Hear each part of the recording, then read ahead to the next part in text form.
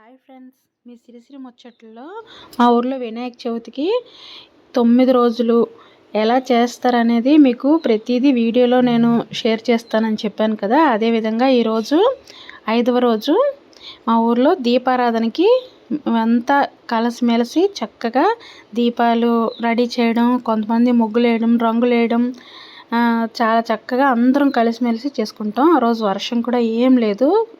Evening 4 అయింది, start చేసాము. కల్లాపులు వేసి దానికి ముగ్గులు వేసి రంగులు వేసుకున్నారు. సగం మంది దీపాల కుందులు చేసుకొని వాటికి ఒత్తులు వేసుకొని ఆయిల్ వేసుకొని ఉన్నవాళ్ళు కొంతమంది.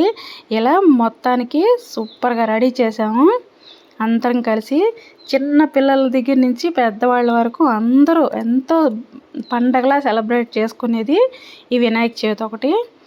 ఊర్లోనే చాలా చక్కగా అవుతుందన్నమాట. ఇంకా అంతా రెడీ అయిపోయింది. ముగ్గులతో ఫుల్గా వేసేసాం.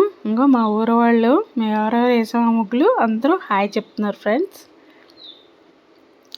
ఈ విధంగా అందరం ఇంకా రెడీ అయిపోతాం. ఇంటికి వెళ్ళి రెడీ అయిపోయిన తర్వాత ఈవినింగ్ పూజ అయిపోయిన తర్వాత పంతులు గారు ఫస్ట్ దీపారాధన చేస్తారు.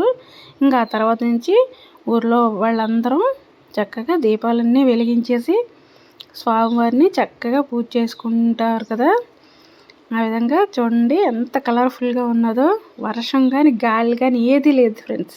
చాలా చక్కగా వాతావరణం కూడా చాలా బాగా అనుకూలించింది. చాలా సంతోషం అనిపించింది అందరికీ. చూడండి దీపాలు ఎంత చక్కగా వెలుగుతున్నాయో.